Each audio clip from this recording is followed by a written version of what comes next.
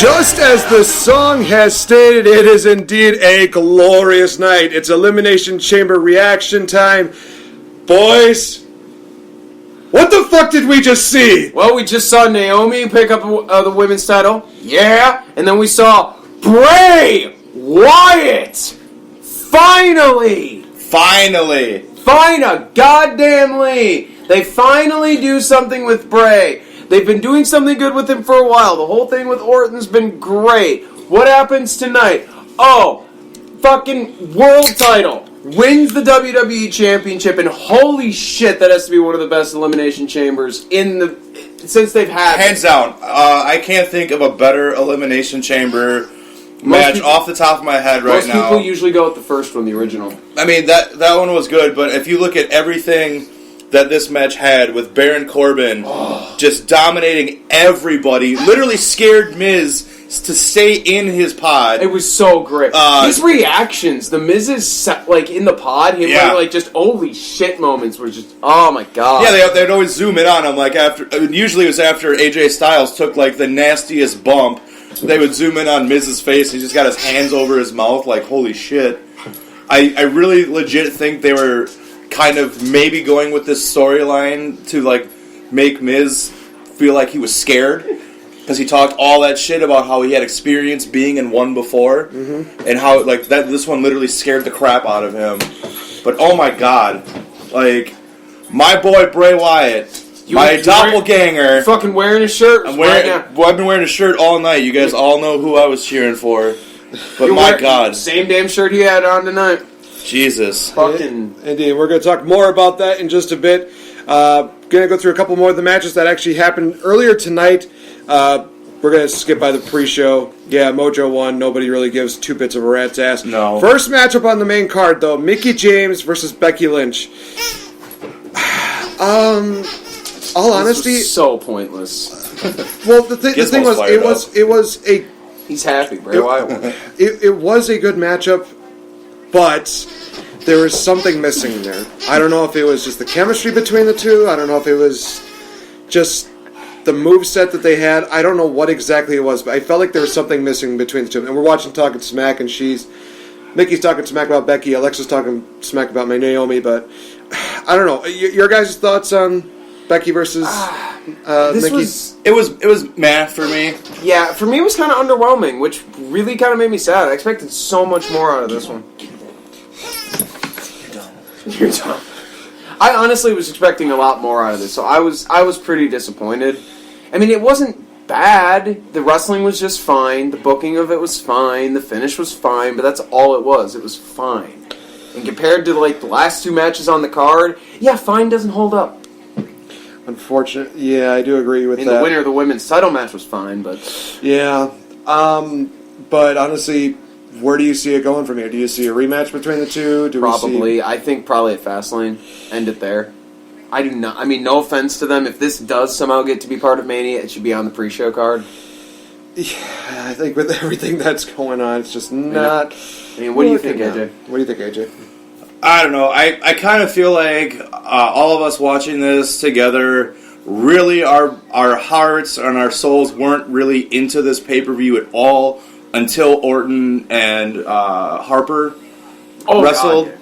Everything up to that point was kind of... I mean, it wasn't bad. It wasn't bad, in any aspect. It was didn't just... catch attention. Yeah, it kind of just left me kind of like, it was okay. Wrestling is happening, that's cool, I guess. Yeah.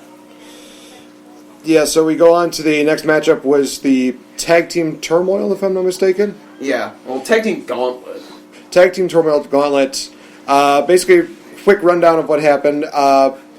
Slater and Rhino, they beat the Fashion Police for Breeze. Then they went on to beat the Vaudevillains. They lose to the Usos. Usos and American Alpha have a great matchup. After the Usos get eliminated by American Alpha, Usos think, no, you Uso crazy, I'm going to beat you guys up. Which they did, which did actually cause a bit of worry from three of us, because we thought Ascension was probably going to win the tag team titles right there. Right when they hit the Wasteland finisher that they had, or Fall of Man, I honestly, my heart just sank where it's like, oh God, they're going to do this, they're going to do this, they're going to do this. Thank God Gable broke it up. Then Grand Amplitude out of nowhere, 1, 2, 3, American Alpha win. So I guess the main question is, where does American Alpha go from here? I don't know. Like, I love American Alpha. I think anyone who watched him in NXT loves American Alpha. I just... They got the titles, but I just don't feel like they're doing anything right now. They're just kind of there. They're the SmackDown Tag Team Champions. That's cool. They're not really doing anything. They were doing stuff during their run in NXT. It just... I don't know. It's not doing anything for me personally. AJ? Yeah, I mean, what's next for them? Because they literally just wrestled the entire every tag team. Well, they didn't wrestle person, but every tag team was in that match. And there's nothing else. Who else? I mean, I kind of feel like with how the Usos acted after they got eliminated that we're going to go into American Alpha versus the Usos. Oh, God, yeah. After this, probably at Mania. I can see that real easy. Well, I'm still hoping that my heart of hearts that we still get American Alpha versus Team Angle, that being Shelton Benjamin and Charlie Haas. It's wishing. Oh, I just looked at the screen and I forgot that we had this clusterfuck of a match. Dolph Ziggler getting squashed by Kalisto and Apollo Crews, which did absolutely nothing except prove that Dolph Ziggler loves using chairs. See, this match was bad. I didn't think it was bad. I was the only one out of the three of us that actually picked Apollo Crews and Kalisto to go over. Right. I liked it. I knew as soon as the Crews hit the blind tag on Kalisto that they were going over. This one, the other matches didn't bore me. They just didn't hold my attention. This one actively made me bored. I couldn't do it with this one. I'm sorry. And see, honestly, that's why I was hoping for Dolph Ziggler to pick up the victory, because at least it would have accomplished something. But right now, it's just like, okay, so we're going to have basically Dolph Ziggler go into the Kurt Hawkins effect. He's going to lose every single matchup, and it's going to prove nothing. So, post-matchup, we see Apollo Crews get injured by Dolph Ziggler with a steel chair wrapped around his ankle, and Dolph Ziggler proceeded to just, I wouldn't say like break it, but just press the ankle down. I don't know. Like Max said, this was one of those matches that did not catch my attention at all. It just, that was one of the few times where it's like, oh, great, so SmackDown has finally just screwed up immensely, fucked up immensely. Oh, hey, look, it's the, giant quarter belts. Hey, we had the big penny, now we've got the big, big nickel. It's the big nickel. Big belt. Nickel. Well, at least they're worth more Give than you a a nickel penny. if you tickle my pickle. Jeez. Then we go on to another string of a bad match, and that being home state girl Nikki Bella returning to take on Natty.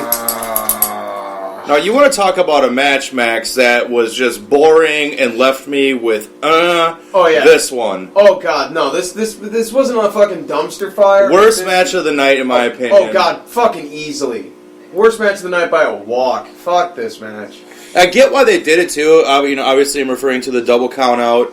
I get it. No one gets the clean victory. This probably leads us, I'm guessing, into WrestleMania, where we're probably going to see... Well, I don't know what we're going to see now, because there's rumors of Miz and Cena and Maurice and Nikki Bella in a tag match, but I don't know.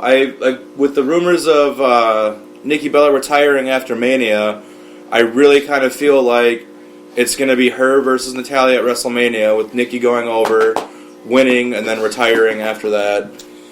At this point, it does seem evident that's where they're going. Unless they have the blow-off match on SmackDown, and they just decide, you know what, we're just going to dump this rivalry into the ground, which it definitely deserves. Okay, so let's take away from the negatives now. Let's go on to the positives. Starting with, as you mentioned, Randy Orton versus Luke Harper. Oh shit, this is fucking awesome! Yeah. This was the build-up to what made the night worth watching. Yeah. This turned it around. Oh my! This is where it started because, I've mentioned it a couple times, but I personally loved the women's title match. But this match, the turnaround for this pay-per-view started with this one, and oh god, everyone was calling it that this was going to be one of the better matches on the card. This was until the main event. This was match of the night. Exactly. It was the first match all night long where the crowd actually chanted, "This is awesome." So out of all those matches leading up to it, we didn't hear it at all until Orton and Harper. I want to say Wyatt because that's all that's on my fucking brain. We barely heard the crowd at all until this one. Period. To the guys in the back, creative. If they don't see the opportunity in pushing Luke Harper after that match, I don't know what the fuck he has to do. Because him and Orton just went out there, not like up to that point they stole the show. Yeah, they blew it up, man. They just did immense. I mean, a couple of spots that we could cite in this matchup. The backdrops that both of them did to each other on the the one on the table where you saw him. The table didn't break. Randy Orton, Mr. Hypermobile Shoulders first on the edge of the table. Table doesn't break. He pulls away. You see where it cut into his skin, and when he does the spinning power slam. Oh my god, on the outside. He had to drop him so quick. Orton must have been in some kind of pain after that. That spot was so good. Who could also forget Randy Orton's backdrop to Luke Harper on the announce table, and the way that Harper sold it. Rolls over on his feet and is just not dead yet. Oh, there it is. There's the ground. Couldn't find you for a second there, buddy. Superplex, amazing. Harper with the super kicks that Luke Harper hits. Oh my god, and Randy Orton just doing what he does best, and that's looking like a plate of spaghetti just noodling up. Oh my gosh. That final RKO though, Jesus Christ. Yeah. Came out of nowhere, like always. I still say nothing has topped the RKO when him and Seth Rollins at Mania that one year, where goes for this. So Rollins goes for the curb stomp, and Orton's just like, this move can just be countered by standing up. Up, boom, best RKO he's ever done. I gotta disagree with that. It's second best. The best one is the shooting star from Evan Bourne, where Orton fucking popped up and nailed him on the landing basically. That one is sick. That one is sick.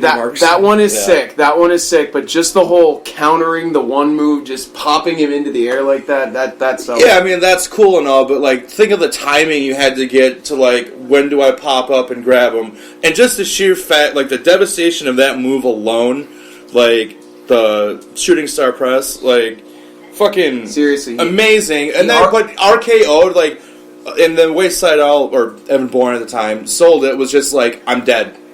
I'm dead. Well, I mean, dude, seriously, he RKO'd his WWE career out of him. Yeah. It just... What was he doing? I just keep scratching his ear. You stop it. Anyway. Watch yourself. So what was... that was women's title? So that was women's title. The next would be the women's title. Let me ask that before we move on. If you were to book Luke Harper going into WrestleMania, what would he do? IC title match. Do you think they should do another multi-man IC title match? I think as much as I do want to see them push him big, I think they got to rebuild his credibility with some of the audience. And I think giving him a good, solid IC title run and actually booking him and putting him over would work really well. And I think, he drops the IC title, then he can move on and go on maybe world title or some other kind of feud. I was basically telling AJ that's basically what he missed. Take a smoke break, and it's the whole Nikki and Natalya fight scene where Maurice somehow got powdered too, and it basically looked like it's really weird. It basically looked like Nikki Bella kind of looked like the Lone Ranger, where her eyes got makeup on her. Yeah, it looked so